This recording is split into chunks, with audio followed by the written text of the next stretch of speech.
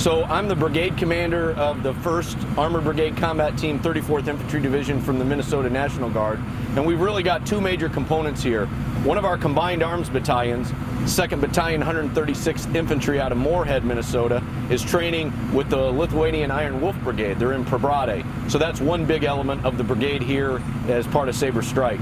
The other part, which is what you and I are here doing, is as part of a multinational joint air assault. So the 1st Brigade headquarters is forming the Air Assault Task Force staff. I'm the Air Assault Task Force Brigade Commander. We're here partnering with an active duty aviation battalion, the 3rd Battalion, 10th General Support Aviation Battalion out of Fort Drum, New York. And so that plus some other multinational partners, most notably a British Commando, Royal Marine Commando Company, forms the heart of that Air Assault Task Force. At the highest level, it is certainly to reassure our allies. There's a number of exercises, sometimes you call it Baltic operations, this is Saber Strike, but the highest level, the European Reassurance Initiative is the overarching umbrella under which all these operate. So we want to reassure our NATO allies that we're all in this together, we're part of the team, and that we can demonstrate capability. One of the things that the 2nd Minnesota, 2 of the 136, did is they actually brought all their equipment, their tanks and their Bradley fighting vehicles. We rail loaded them from Minnesota, loaded them onto a port in Texas, brought them over here, and one of the things General Hodges, the U.S. Army Europe Army commander, wanted us to do was in 72 hours get them from port to the training area and assembly area. And they were able to accomplish that with their partners, 1st Sustainment Brigade and all the enablers. So that was an incredible feat. And that sends a message to our allies that we're here, we have the capability to get here quickly to support you, and we stand ready with you. But General Hodges has got a nice commercial that just came out recently after one of the live fire exercises here in Saber Strike. And he said, we've moved beyond just reassurance and we've moved to deterrence. Anyone that is going to pose a threat to NATO and our allies, we're going to deter them. We're going to demonstrate capability and let them know that we're an alliance that is going to stand ready with our partners. Tactically, there's a part between Lithuania and Poland called the Suwalki Gap. It's a gap because it's about a 60-kilometer area between where Kaliningrad is and Belarus. So that is critical because it allows, when it's open, allows Poland and Lithuania to have a land bridge. In this particular scenario, NATO wants to ensure the passage of a U.S. Stryker battalion from Poland into Lithuania to reinforce it. So our job is to form the Air Assault Task Force.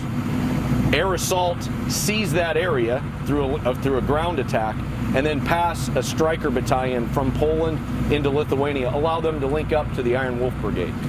I have participated in a multinational joint exercise, but not like this, and certainly not at this level. The advantage we had is we did talk to the 116th Armored Brigade Combat Team out of Idaho. They performed in a similar, not the exact same exercise, but a similar one last year. So we got a lot of good lessons learned from them. And then our Brigade S3, Major Helgestad, did a lot of the planning in U.S. Army Europe and with our other allies. So we were well prepared. You always worry if you have too high of an operational tempo and how that's going to affect soldiers, their families, their employers. The feedback thus far has been unanimously positive.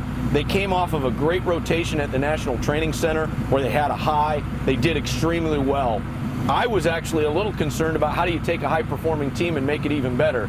So this multinational exercise has allowed us to take a couple of those lessons learned and improve upon them.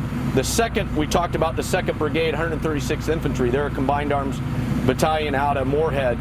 Traditionally, the 2nd Minnesota from the Civil War and known as the Bearcats, their training is going to allow them to not only train on their traditional objectives that they've got to maintain proficiency on anyway, but it's a great opportunity to train with multinational partners. They're working for the Iron Wolf Brigade here in Lithuania, who's tremendously competent.